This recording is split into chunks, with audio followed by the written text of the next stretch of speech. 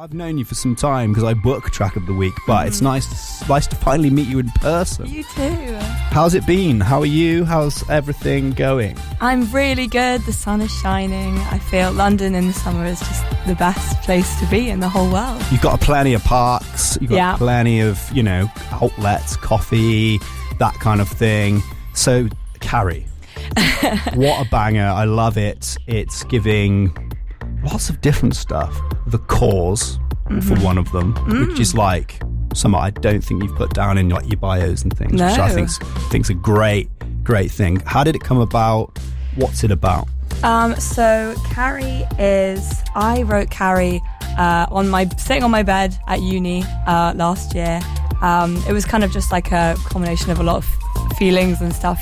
Uni is always a formative time where you're learning about yourself and about how you deal with relationships and stuff. So just kind of came from processing those, and then I started working with this amazing producer called Samuel Grade.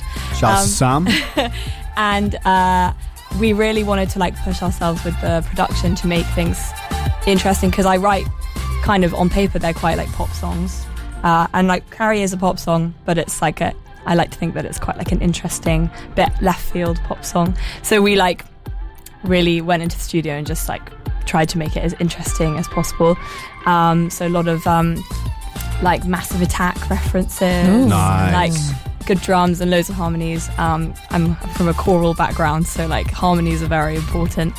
And yeah, no, I'm really proud of the song, and it's kind of based on I love Greek mythology. So when I'm trying to process kind of visuals and stuff, because it's quite difficult to just think of something off the top of your head. So the visuals are all inspired by the Greek witch Circe. Nice. And she's there's a painting of her, and she's sitting at a table, and there's she turns all these sailors into pigs, and it's she's a witch. But and I love those visuals, so I kind of went to my videographer, and I was I wanna make this kind of dinner party vibe.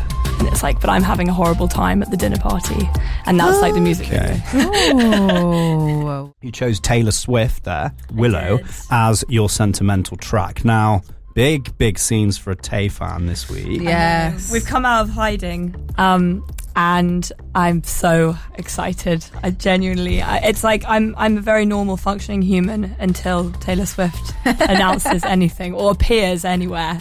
And then I become an obsessive teenage girl again. But I was actually discussing with my friend last night about Taylor Swift and how we can get everybody to love her. And he was basically saying that the only song that he likes is Willow.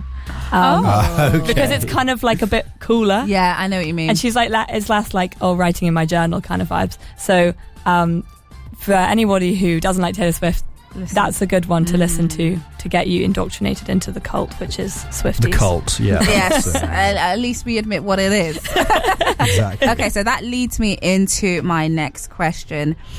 It might be Taylor Swift, I don't know, but if you could collab with any artists, but you had to swap music styles completely. So you do a collaboration, but they do your music style and you do their music style. Who would it be? That's really such a good question. I like the fact that you get to swap genres, because I love writing in other genres that I wouldn't necessarily do for my own music. I love experimenting with songwriting. I think probably Dire Straits, or something a rock and roll band, We both went, oh yeah. Both were wow, I wasn't expecting that. Same. I don't know why. I wasn't expecting Slayer. Yeah. But maybe that's really cool. Loads of guitars and just a big drum beat and cool vocals and I love my music, but I'm not cool enough to pull that off. I think you're cool. I think I think you could pull that off. You give cool vibes. Play your guitar with your thumb. Yeah. I need to learn guitar, or get better at guitar. I did buy an electric guitar. Oh, the other day. What's your favourite Dire Straits song? My brother is the biggest diehard Dire Straits fan ever. So I have heard most of their songs, but I love Look at them yo-yos. That's the way you do it. Money for nothing. Money for nothing. The greatest guitar riff of all time. And like the words are so silly, and it's just like an awesome song. Yeah, love it. Now talk to us. We've just heard Carrie, and I understand today is a big day for you in terms of release. You just released a new song today. Yes. So today. tell us all about it. It's called I Still Wanna Know, and it's been a bit confusing because like I'm coming in to promote Carrie, but this new song's come out. But I Still Wanna Know is the final single from my EP, which is coming out in September. Great. And I'm about to announce that, so a little bit of inside scoop before that comes out. Can you tell us anything about the themes, perhaps? Is there sort of themes that are in Carrie that are in this new track that are probably in the EP, or is it kind of eclectic?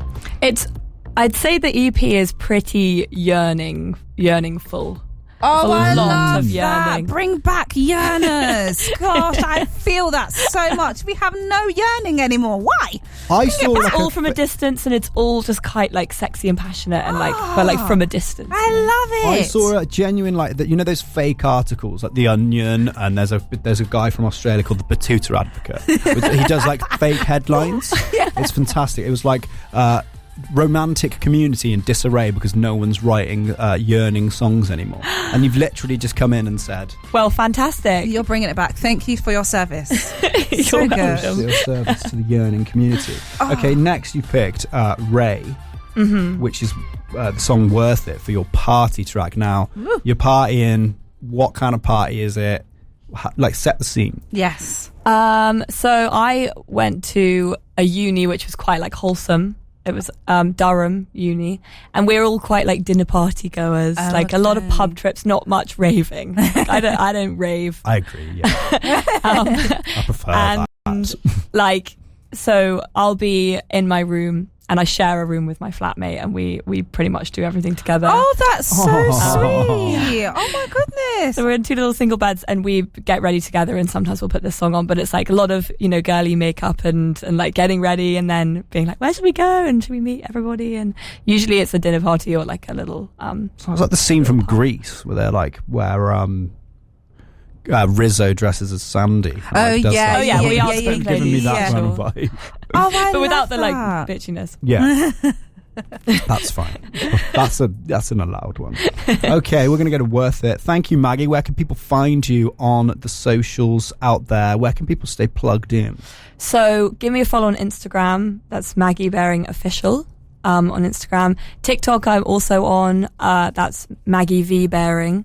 And then Spotify, Apple Music, the whole shebang. And come watch me live. I love live shows. I play all the time. I've got my next headline show next Saturday at the Troubadour. And then I've got an EP release party, and then I've got loads of stuff going on. So just come hang out. Sounds great. Maggie Baring with Carrie as our track of the week. Closing the interview with Worth It. Ray, a banger. Real tune.